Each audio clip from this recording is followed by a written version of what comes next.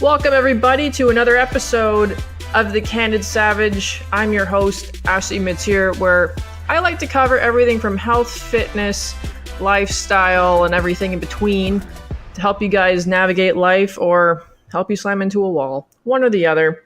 But today I wanted to cover something a little bit out of the scope that I usually do, and that's real estate.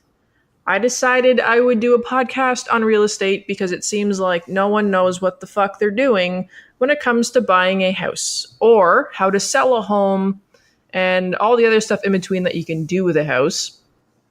And with, I know, the market here in Ottawa, it being really more of a seller's market, thought I'd put together a little podcast with an awesome team. We have Josee and Josee Blaskie from the Quality Homes team with Remax Hallmark on today's podcast, and I want to welcome them to the show. Hey! Good morning. Good morning. We are doing this podcast in the morning, as a matter of fact, and I have my bulletproof coffee on hand. Excellent. Mainly to be able to handle you guys, because you guys can be a little nutty. Well, Jamie's like a dose of coffee, so. All right. So how did you guys get into real estate? I guess we should kind of tell our guys a little bit about you guys and then go into the nit and gritty of real estate. Sure.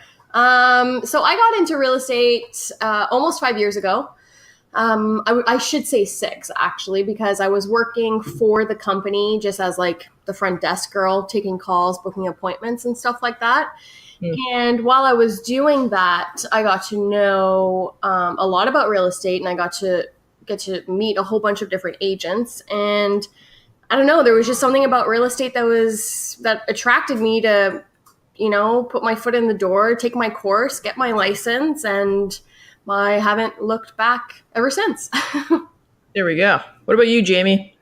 I think Josee lied. I think she got into real estate. Okay. She thought I was cute, and she figured it'd be a good idea to get more time with me. But we're going to go with her story, I guess. I got in 2005. I was selling high-end security, so like access control and camera systems to the government and to high-tech companies. What had happened after a while, I started in that selling to trucking companies and stuff. So the sales were a lot different. And when we started getting more into government stuff like HRDC and correctional services, it was a lot of boardroom sales, which I'm not that keen of. So I wanted to get back to, I guess, what I call kitchen table sales, dealing with people every day, seeing how we can help them, seeing how, I consider myself a problem solver. So real estate is quite the industry to need to solve problems. So I made the decision to make the leap. I got into real estate with $5,000 in my pocket. I remember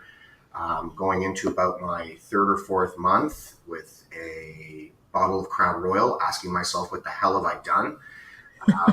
Because I left a pretty good salary with a pretty good sales bonus. And I guess my hard work at that point, you tend to work harder when you're starving. My hard work at that point started to pay off shortly after. And I haven't turned back since. There we go. It's always fun to do podcasts with people who decided to just take a chance with their career like I did. And I understand the whole Crown Royal thing, except for me, it was gin. So I get it. You lose a career. Well, you don't lose a career, but you leave a career for something you actually give a shit about and like, and you eat shit for a little while, but then you kind of, well, it's not reaping the benefits, but kind of. But yeah, no, I totally get it. I had left and I was renting an apartment for $750 a month in Blackburn Hamlet to try to save. That is a bargain. I know. Back then it was. That was still a pretty good price back then. You can't find anything in this city for that place unless it's a shoebox bachelor in some like shithole in the city. Next to impossible these days. Everything is skyrocketing even worse now. So totally. Yeah. So with that, with our market, like I know in Ottawa, you guys probably know a little bit more than I do, obviously, but which is why you're on my podcast. But we know it's a seller's market in Ottawa. So I guess my first question would be for someone, let's say first-time home buyers, what should they be looking out for? Because I know we've spoken before and I've seen some properties just balloon their prices up because they know it's a seller's market and they want to take advantage of obviously the dollars. What should first-time homebuyers be looking out for, knowing that it is a seller's market and people are putting their properties over what they should be asking? Well, the number one thing we're going to start off with, I'm going to bring you through an example that literally just happened to us last weekend. We do a lot of business. Probably about 33% of our business are transfers from around Canada. Obviously, it's Ottawa, so we get a lot of military, RCMP, government people coming in and out of this city. So we had this amazing young couple come in from Alberta. He's with RCMP. They had used what they would call a financial advisor. So when they say financial advisor, what that actually means, it's a person at the bank who could have just opened a checkings account for a 13-year-old right before they met with them. This is the kind of thing. So they're like, first they come here and their price point was from $500 to $550. When they got here, they had flown in at 3:00 that day on a Saturday. We're showing them homes by 5:30, 6:00 that evening, just to start, right? Yeah. It's on a Saturday night. They're super happy that we're able to go out with them. So they come in, they're like, by the way, guys, we need to change our price point. Our financial advisor in Alberta didn't think about the fact that the cost of living is more in Ontario because of Toronto, not because of Ottawa. The cost of living is higher. So now she had to push our price power to like 515 instead of 550. So we said, okay, we found them a beautiful place. That eliminated probably 65% of the homes that we were supposed to go and see like over the next couple of days. So, it brought down like 12 showings to like 5 or 6. So you can imagine how disappointed they were getting the news about, the significant price decrease in their pre-approval. That's a big blow. Yeah. What they had noticed, though, is when people were coming in to transfer, we were already sending them properties. So they had seen the properties go up and out. Like they'd seen them go on the market, then sold, on the market, then sold. Yeah. So they knew they had to be aggressive. We found them the amazing place. They went into competition, actually. It was listed for $500,000. They ended up winning it for $510,000. I have no idea. I would have listed the place at $520 to $25 easily. So I'm not sure why the price point, we're not going to argue, we got it. We went through our inspection. Inspection went amazing. We're sitting there and they're telling us about how their kind of, their experience with the financial advisor so far. And I'm like, ugh. And I'm explaining to them why this makes me feel uneasy, because we've run into so many situations where somebody who works at the bank, and God bless them, they can work at the bank, I'm sure. But we're talking about your mortgage, and you don't want somebody dealing with your mortgage. That's also dealing with your RRSPs. That's also dealing with your financial advisor. It's also dealing with your children's bank account. It's a different cat, right? It's your biggest investment. It's your biggest investment. So a day later, they call us. They are choked. They're like, we can't move forward, guys. And we're like, why? And they said, because the taxes, she had put taxes at $3,000, and for the property they were purchasing were $5,000. That had put them out of their realm. So they are so sad. We're like, hold on. So this is a financial advisor with TD.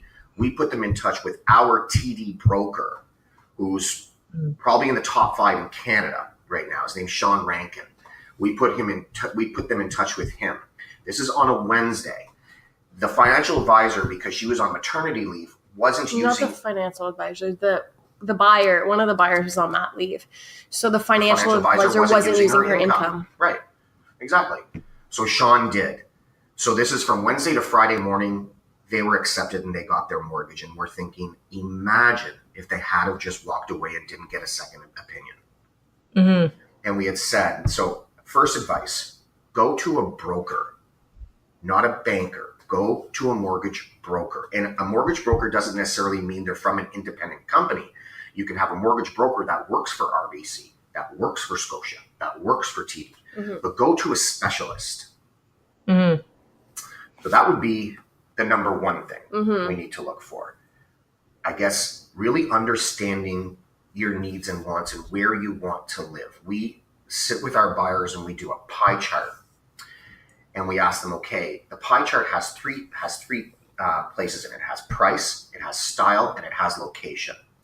This is what we do know. The market is going to allow us to choose two of the pieces of the pie, and then the market's going to choose the third. So if you give me a price and give me a location, I'm going to tell you what style you can buy.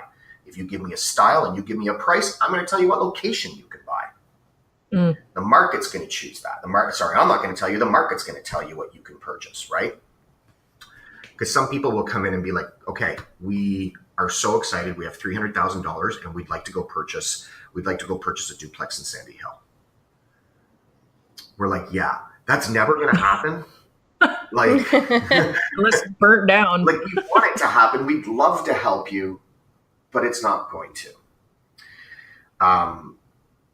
So being realistic with the money they have, I know a lot of people, they really want that single family home and the garage that'll fit 2 cars, not realizing that that's going to cost you $450 and up. Yeah, there's a cost involved to everything that you want. Every time you add something to your want list, there's always a price tag attached to it. And yeah, I mean, so many people aren't realistic and don't understand that. They think they can just go buy this house that they want in their head for like $200,000. yeah. And like we all know in Ottawa, that's not going to happen. I remember telling you guys about the townhome that's near my place and how it's like, I personally think it's extremely overpriced for a 2-bedroom, 2.5 bath. So like looking at this home, for instance, I'll just switch gears here. This home has been for sale. I'm going to say we still had snow on the ground. So I'm probably going to say it was on the market for, I'll give it 3 months. Yep. And it's selling, I think the last time I checked, it was like $430,000 for this corner lot townhome, but it's 2-bedroom and 2.5 bath. Meanwhile, you have a really nice brand new development literally across the street with these beautiful executive townhomes that have 3 bedrooms, 3+ baths going for like either the same price or a little bit cheaper. Lower, yeah. Yeah. So like what would you tell these I don't, you know what? No, I'll just say people. Tell these people that are selling their house for way too much. What would you suggest to them in order to sell their house? Because like this guy is not selling his house, and funny enough, my neighbor, they've had no showings because, in my opinion, the real estate agent's asking way too much for the house they're getting. So, what would you suggest to people trying to sell their house for too much money? Well, I think the one thing we have to think about is you never want the purchaser or you never want the consumer to look at your place as being an unsellable property. Think about when you're looking at something and you see it sitting there, whether it be a car or anything. Think about anything. If you see something sitting there for sale for longer than what it's supposed to be, in your mind, you're going to consider that property unsellable or that item unsellable. If you consider it unsellable, it puts you in a state of being paranoid, which means that if you want to buy this item, you know that in order for it to be sellable, you really need to get it at a low price. This is actually going to bring your offers in from 15 to 20% under where you should be at market value. So by the end of everything happening, you'll probably end up taking less. And your biggest buyers are going to come out in your first 2 weeks being on the market, first 2 to 3 weeks. If you don't adjust to the market at that time, or it looks like you have no interest in adjusting to the market, you're going to start losing these people and they're going to buy the other products out there. Because even when you're priced at market value, you're only reaching 60% of the buyers. So, I mean, as your price goes down, the more buyers are going to have interest in your property. But even when you're at market value, you're not getting 100% of the buyers. You're only getting 60%. So what we do is we ask them, instead of asking them, where do you think you should be in price? The question that we give them is, how long do you want to be on the market? Yeah. Because if they give you a price point, we've had clients that have said, let's price it at this. And we look and say, okay, if we look at what the market is today and we look at what the appreciation rate is over, let's say, a year, perfect. You'll be on the market till 2020. Are we ready to sign for that amount of time? You know, like, what the hell does that mean? And it's like, that's what it means. You've priced yourself out of the market so much that you'd have to wait for the market for 3 years, 2 years, 3 years to catch up to your price point. They're like, oh my God, no, we don't want to be on the market for 2 years. Okay.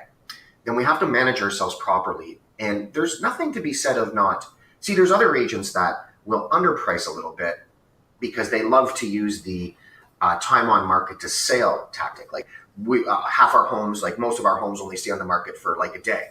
Well, that's not always good either. You know? Let's try not to leave any money on the table at the same time. And that's where experience comes in, because that's a juggling match that sometimes inexperienced agents have a hard time dealing with. Yeah. One of the questions I was going to ask you actually is, like, I've noticed, I'm sure a lot of people have, the amount of real estate agents out there, because you're always seeing a different face on a lot of the signs. And just, it seems like everyone's side gig now is real estate. So in that sense, if someone's coming in new to the ball game with real estate, and you guys have been rookies before, what would you suggest to people coming into the real estate game? What they have their license. What are some tips that you can give the rookies out there that are trying to get started? We're laughing because I have Jamie has the best. I have a lot of agents that come to me when they're getting into real or they're estate. thinking about getting into real estate. Spill your beans, Jamie. Yeah, this is good. I mean, let's go back. I mean, there's one thing about me. If anybody knows me, they know that I'm pretty black and white. I can be pretty curse, and I'm transparent, and I'm going to tell you pretty much how I feel. So I don't sugar. Welcome to the Candid Savage, Jamie. So this is what I say. I say, before you get into real estate, I want you to go around to all your family and friends. And I want you to tell them that for the next 3 months, every time you ask them a question, every time you ask them a favor, every time you call them or text them, I want you to tell them to tell you to go fuck yourself. And that is going to give you just a drip of what real estate is like. Because if you feel your family and your friends are going to support you, you're wrong. If you feel that everybody's going to love you, you're wrong. If you think you're the prettiest and you have the nicest suit and a pretty car is going to sell real estate for you, you are wrong. Real estate is about being the first one in the office and the last one out. It's about transparency, and honesty. If you can keep those things in check, you can't lose in this industry. You should not be losing in this industry, and grow your business slow. Don't try to be a rock star overnight. I think that's huge for, I think, any industry is just trying not to be a rock star. Too many people are jumping the line to try and be number one at whatever the fuck they're doing. But like you just said, you're setting yourself up for failure. Well, I mean, success doesn't happen overnight. So, I mean, and I think a lot of people think that in real estate, when they get their license, they're like, hey, awesome, I'm going to sell, a whole bunch of homes. And then everything opposite happens. And they're like, oh, this really sucks. Like, I have to work with no income coming in until I sell that house. So, you probably know this too, Ashley. Being uncomfortable is what builds success, right? As soon as you're uncomfortable with something, it probably means you're succeeding. Because it means you're doing something so outside of your realm, because being successful in business is outside of our realm. Being successful in business, dealing with the way people can speak to us and treat us and the things we need to go through on a day out and day basis is not what normal people go through when you run a business, So I've always told people, like, if you're doing something and it's uncomfortable, it's probably because it's the right thing to do. Yeah, absolutely. More, right? But meaning, like, if you're working hard, like picking up a phone and calling people, going up and introducing yourself to somebody, if you're just out, like these kinds of things can be incredibly uncomfortable, because if we worked for the government, we don't need to do that. We can just sit in our little pot of friends, go out and have drinks at the Barley Mow, sit down and have fish and chips and call it a day and go back to work. Well, that's the thing. We all see it. People are on their fucking phones all the time, and we forget how to associate with other people. And I've used this example probably 3 times in the past week, but everyone that follows me knows that I went incognito last year for the month of August, and I didn't have my phone, which is why I couldn't fucking talk to anybody, and I didn't know what was happening in life because I was so out of touch. But there was a purpose for it. But with that, it also taught me not to be on my fucking phone. The first 3 days when I was gone, I would always be fishing for my phone. So there'd be a time where I wasn't doing anything, and then my hand would go to like my pocket to get my phone.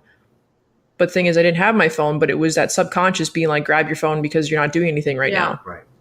And there's just people aren't people anymore. People are not social. People don't want to go talk to a stranger or just go out to outings and just meet people. People are very antisocial, or they have anxiety now. Like, there's so many people, I'm sure you guys know people that have so much pent up anxiety for being in a strange place with strange people that they leave early or they just don't attend things.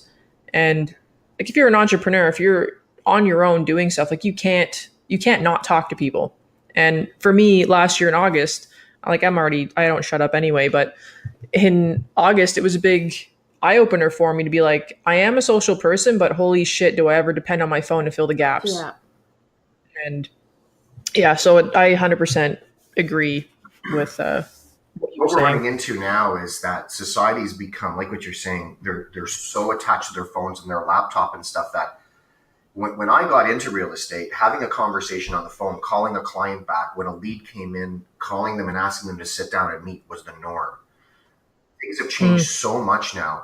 When we're replying to, let's say somebody's looking at one of our properties and they want information, we have to take like this soft, really passive way of dealing with them now. We have to just basically give them information. This isn't the way I started. We didn't give information for free. We wanted you to come and sit down with us. But now, if you're going to work with today's society, you need to. And because they're paranoid with you out of the gate and they don't want to hear a sales tactic out of the gate. So you need to appease to them. Agents who are fighting this are seeing their business change quickly because they're like, no, I'm not giving information. And I do training with the company for some of the agents, and I'll ask them if somebody wants to sell their house privately, would you give them the information? Would you give them the price point? And 32 people sat in that class and not a person put their hand up. And they were like, well, you wouldn't either, Jamie. And I'm like, no, absolutely I would. Because I would give them the information. I would follow it up by telling them that I'll stop by their open house and help them out. Because what we do know is that a very high rate of private sales don't sell privately. Yep.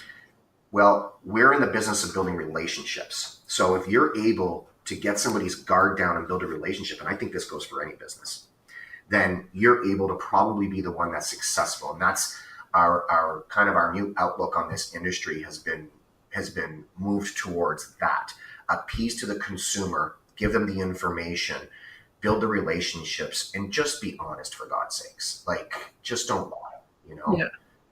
But there's a lot of businesses that still don't do it, and it boggles my mind. I know you guys and I have kind of like a very similar view on how to handle business and how to handle our clients and new potential clients, which is, like you said, giving the information and building those relationships versus the sales tactic, which in these days makes people run. They don't want to hear that shit anymore. They're done with it. And I believe more businesses need to stop being afraid of giving, even if it's giving shit away for free, like little things.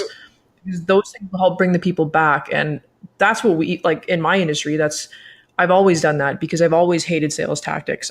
It drives me fucking bonkers, to be frank. But like the what was that? scripts and everything, and there's nothing worse than walking into a gym and having someone sound like a robot trying to sell you a gym membership or personal training. Like, that drives me crazy. Uncomfortable, and I'm a salesperson, and it makes me feel uncomfortable. One of the things, one things that we started doing too, and I know that you are full on board with this because we did this when the four of us went out, was I found that a lot of agents and a lot of people stick to their industry, and they tend to always hang out with people kind of in their industry, and they don't look outside of the box. And what Joe and I started doing, which is lucky because we're both in the industry. So because we're married and we work together, it's easier for us to go and do this because we understand each other's position. But, like when you and I had a conversation at the gym, and I was like, why don't we just get together and have a beer sometime? So we don't, you're at work, it's the gym, and I'm there to be at the gym. And it's like, hey, why don't we just spend another day and the four of us go out for an evening and have a couple of gins and a couple of beers and this, and let's talk about business and how we can help each other. Every business can help each other,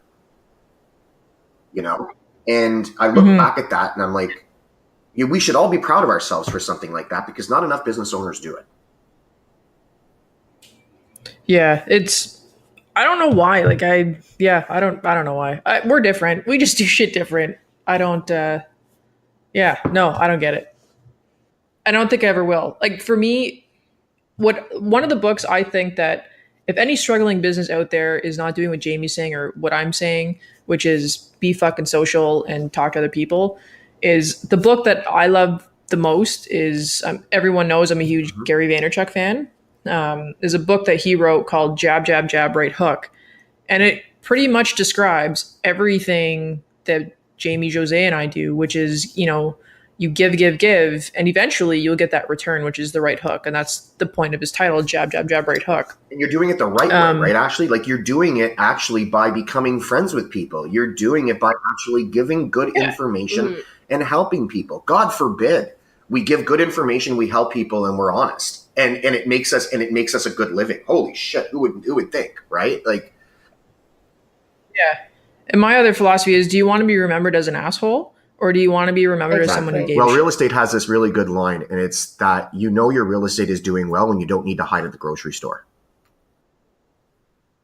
You can walk into the grocery store knowing you usually sell a lot of properties around the area you live. If you can walk into the grocery store with your head up high, then you're doing good business. One of the other questions I had written down here before I forget, because I have a horrible memory, is new real estate agents coming in. I want to know, because I'm curious, and I know some people coming into the industry. What is one of the biggest mistakes, besides obviously thinking they're going to be overnight millionaires selling homes? What are some of the biggest mistakes new real estate agents do that, if any new real estate agent is listening right now, should be told, don't do this? In order to be successful in real estate, you truly don't have to spend any more money than your business cards and some signs. I always tell new agents, come in, get all the people you know on a list. And their answer is, oh, well, they know I'm in real estate. Oh, no, they don't. Because every third person you have in your database has a real estate agent that lives on their street. And that real estate agent opens up their garage door with a fridge full of beer and puts the hockey game on. Trust me, you're not winning that battle. People need to know you're in real estate. You need to focus on the people you trust. Well, right people away. Get into real estate, and the first thing that they worry about is, they have to spend money on a website. Like, oh, I need to get my website ready, and I need to do all of these other things, when the first thing that you should do is call all your people, send them all a letter saying, hey, I'm in real estate now. This is what I have to offer. And just start hustling. The website will come. Don't worry about the website. Business cards. You need a car to drive around for showings, a laptop or a tablet. Don't worry about all marketing videos and postcards and stuff like that. Don't worry about it. So don't get fancy right off the bat. Focus on your service. If you want to go up against a team like ours, the best thing for you to do is focus on your service. I have an agent who we work very closely with, who's by himself. And when he goes up, let's say against somebody like me, he'll focus on something along the lines of, I only take on 3 clients at a time by choice, so that my service can excel. Because he's right. If he takes on 9 or 10, his service will suck. But a team like ours that has support staff and agents to help, we can service 20 different clients, 25 different clients at a time, right? And, a Facebook page, for God's sakes. It takes 4.5 seconds to post information, and it's free. Don't worry about the damn website. You're not driving anybody to the damn website. There's nobody going to your website, so don't worry about it. And in order to really drive people to your website, you need to do stuff like what we're doing, which is Google pay-per-click, which is, tag marketing, which is all these things. And you're in no position to be there right now. So just don't. And go out and friggin' network. Pick up 2 or 3 networking groups throughout the city for things you're interested in, or maybe things you didn't know you may be interested in, and go and experience something that's different for yourself, and go and meet people that are outside of your bubble. Yeah. That's my advice would be if you're starting. Yeah. Yeah. Don't be afraid any industry, don't be afraid to try things. And just, if you suck at it, then you suck at it. Just move on from there. All right, moving on. What about, so one of my bucket list items, which I haven't done yet, is to flip a piece of shit house. And so that's one thing. I don't know why. Maybe it's all of those shows I've watched on TV, but I just really want to flip a home, and I also think I could be good at it. I mean, everyone thinks they can be good at it. I could probably be fucking horrible at it, but it's something I want to try. So what advice would you give to stupid people like me who come in and are rookies and are like, I want to flip a home. Stop watching HGTV, number one. It is Come awesome. on, But it's this is the thing. awesome. In the United States, when they put a property on the market, so let's say a house could be resold after doing renovations on it for $350,000. Let's just say that's the price point you'd like to sell this property at. If $200,000 left on the mortgage in the States, those banks will unload those places at the $200,000 mark.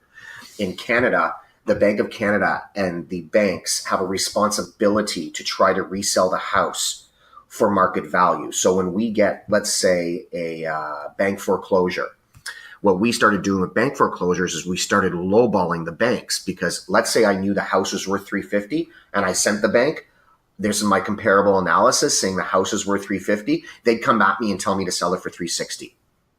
They'll always go higher. Yes, they will. So bank repos, people are like, bank repos.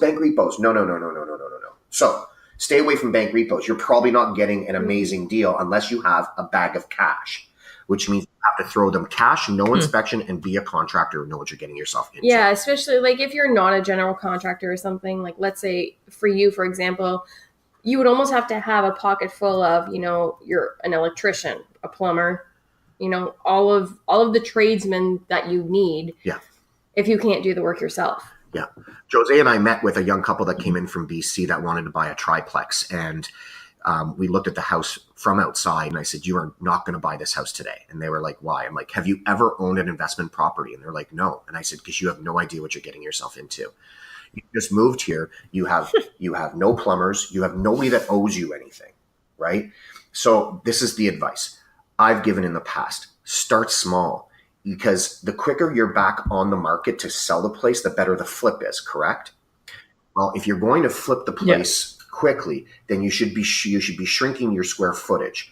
If you're going to flip a place and make like $180,000, $150,000, you need to know that you're purchasing against contractors in like Alta Vista and Westboro. Okay, you're not going to be doing that in Orleans, because you're going to buy a place for, let's say, $250,000 in Orleans, put $50,000 or $60,000 back into it, and sell it for $320,000. You haven't made anything, so you're not going to make money. So there's condos out there. There's some good condos, some older condos where people have lived in there forever, and they may have families. They may be moving their mother into an old age home. So they may have families that want to unload this condo. So let's say the condos sell for $250,000 and they're going to unload it for $180,000. Well, you can do the renos on that condo now for only $20,000 because the square footage is so much smaller. And it's going to take you a quarter of the time so you can get it back up on the market. So if you can go from that 180 to 200 and then relist it at 240, 250 where the market says it's worth, then take that little bit of money and put it aside and do another small project. Take that money, put it aside and do another small project. And when you start building that bank to the side and you have $400,000, $500,000, $600,000 to go after a Westboro or Alta Vista property, and now you have given yourself experience in doing the renos and getting them done quickly. You've made mistakes that haven't cost you $400,000 on a property, but like $180,000, right? So it's not killing you if you had to take an extra month or so to do it because you're struggling with the contract work or with contractors. So you haven't invested $400,000. You've invested $180,000, and you're putting the money aside. So now you've gained the experience. You know the game better. You know how to flip better. And now you can start going after the big boys. That's what my advice would be. So pretty much like anything, start small and build. That's exactly, that's our forte for investments. For people who want to purchase, we want to buy a duplex or a triplex. I'd say start with a condo. Rent it out, rent it to nice people, rent one that's in like the suburbs, to, single women, these kinds of things. Get the right renters, get your feet wet. Make sure you like it. Don't go and buy a damn triplex in Banyay and think you're going to love being a landlord, because you're not. And I mean, another mistake that people do too is, they're so excited about investing like in a rental property that they just want to get it rented ASAP to start getting some income, but they don't pre-qualify their renters properly. Good point. And then what happens is, 3, 4, 5 years down the road, whenever they want to renew, and then the market's doing well, so they want to maybe unload the property. Well, now they have to invest a whole bunch of money into it because the tenants didn't take good care of the unit. Shit.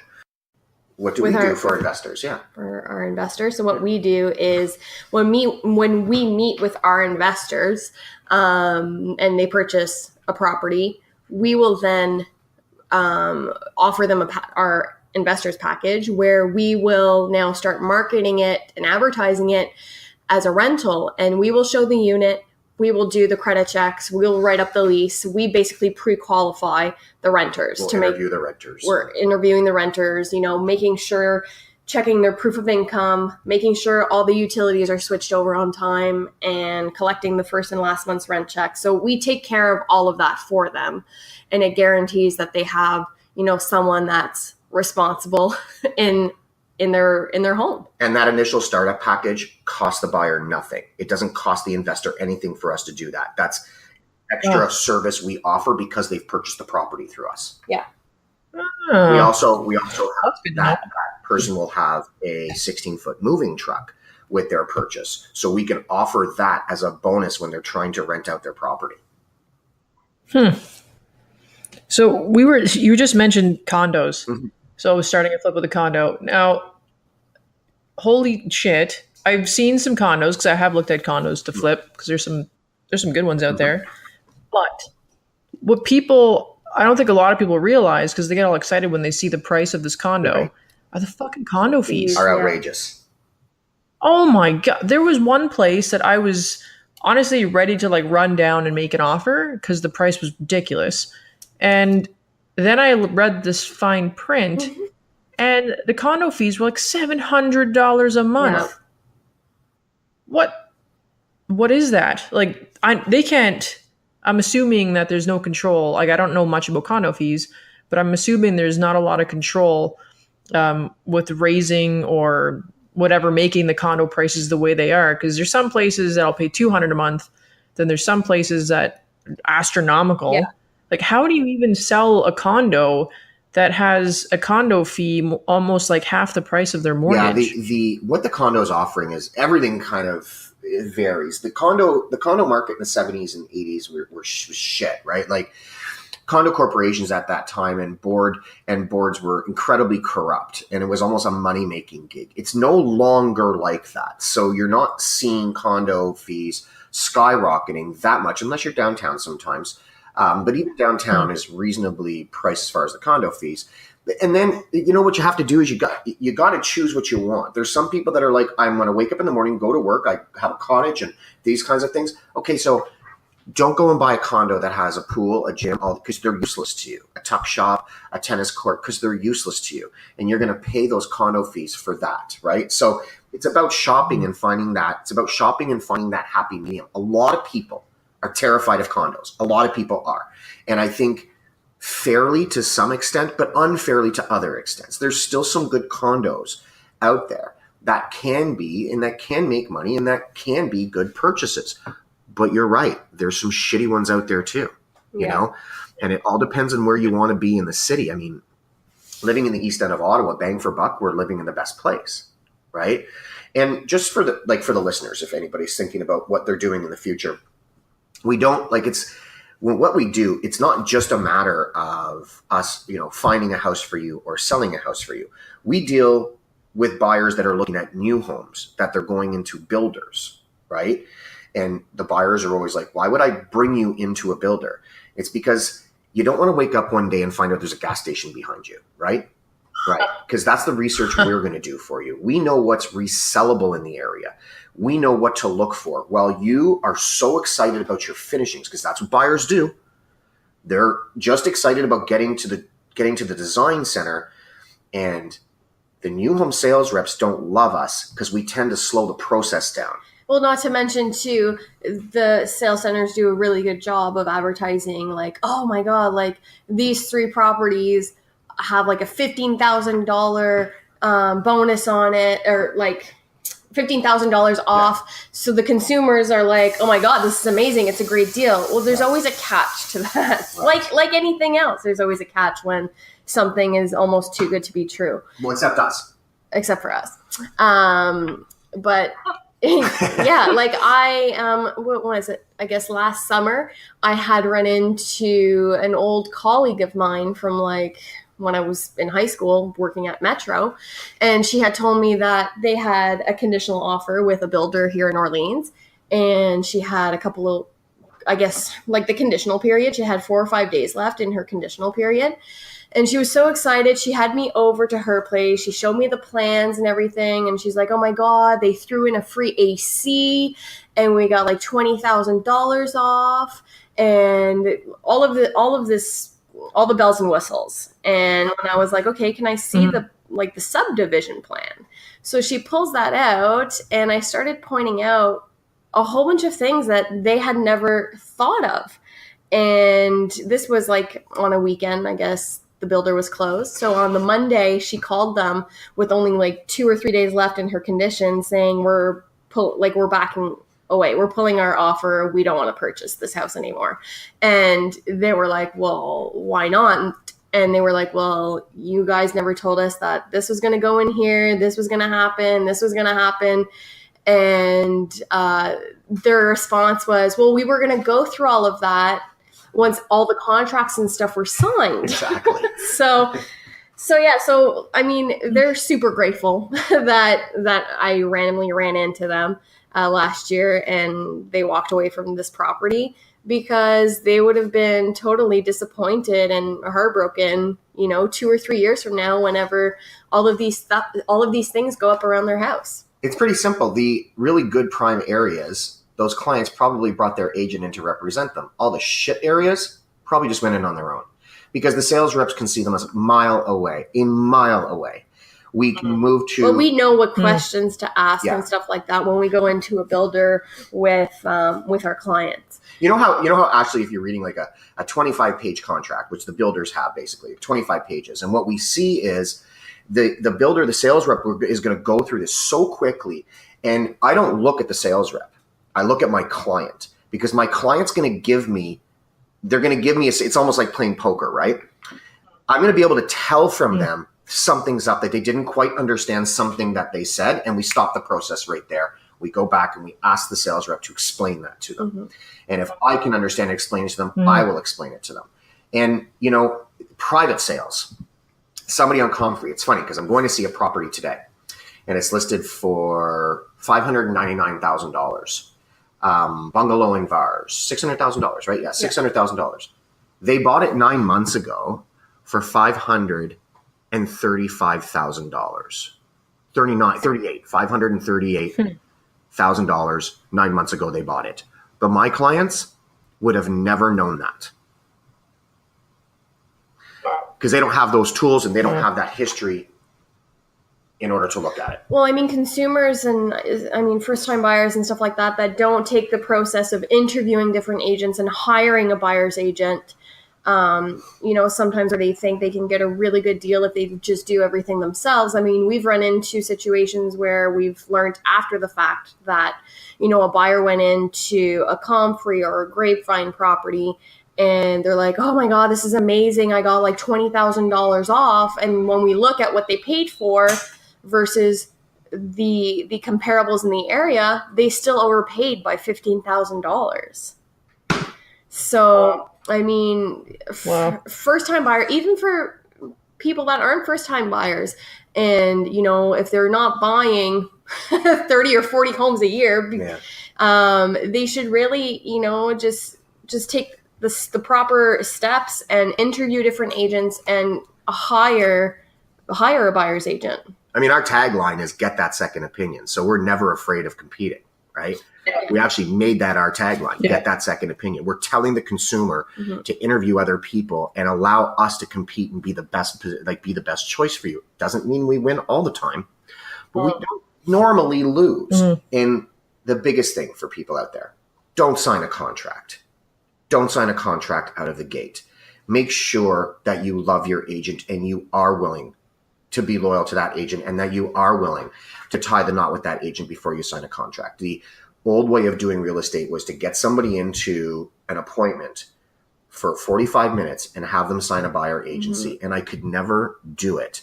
And I remember my manager at the time was like, why can't you do this? Like, you can sell anything else. Why can't you sell them on this? And I was like, because I don't believe in it. And if I don't believe in it, how am I supposed to get somebody else to believe in it?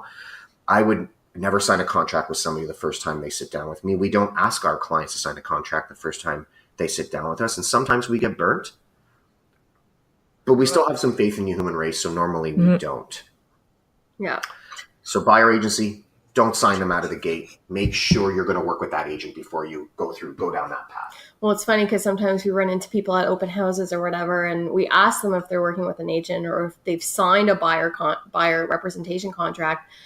And surprisingly, a lot of buyers are like, well, I mean, I think so. I signed something, but like, I'm not sure.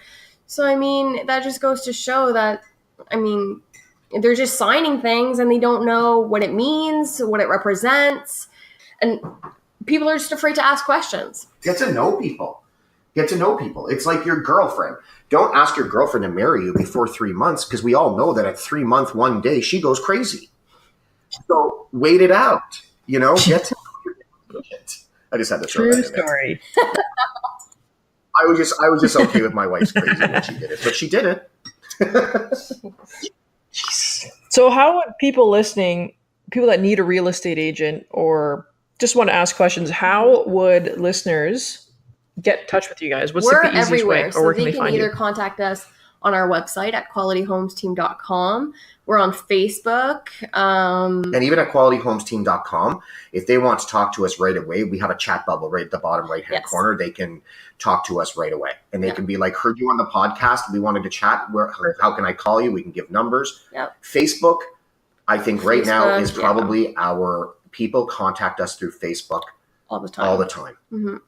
Yeah, Facebook's a good driving source for sure. It's probably what we're connected to the most, like Messenger on Facebook, because what we do with our clients is, it's the same thing kind of like with you and Holly, right? Like we put our clients into a chat group on Facebook so that nobody's ever missing out on information. So there'd be me, Josee, and husband, wife, and nobody's ever missing out on any conversation that's going on because everybody's involved in it. We think it's the easiest way.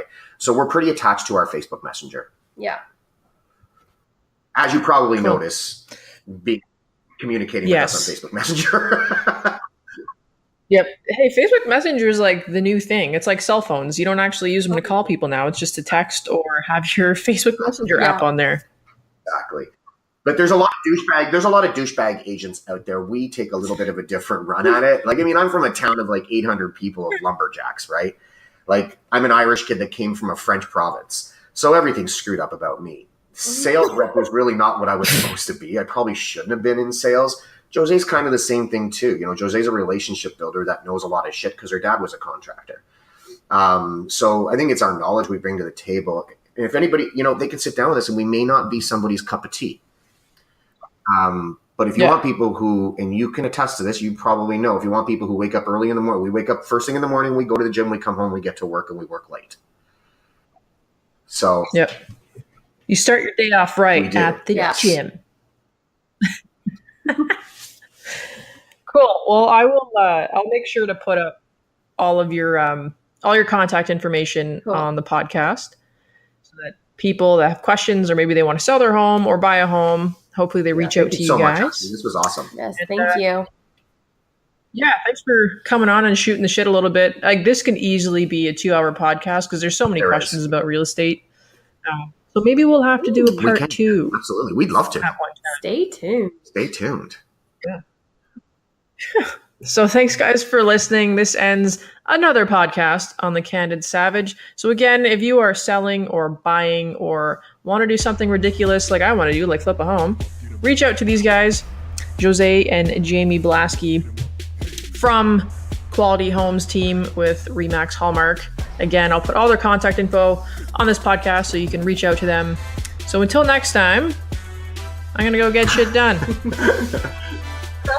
There we go.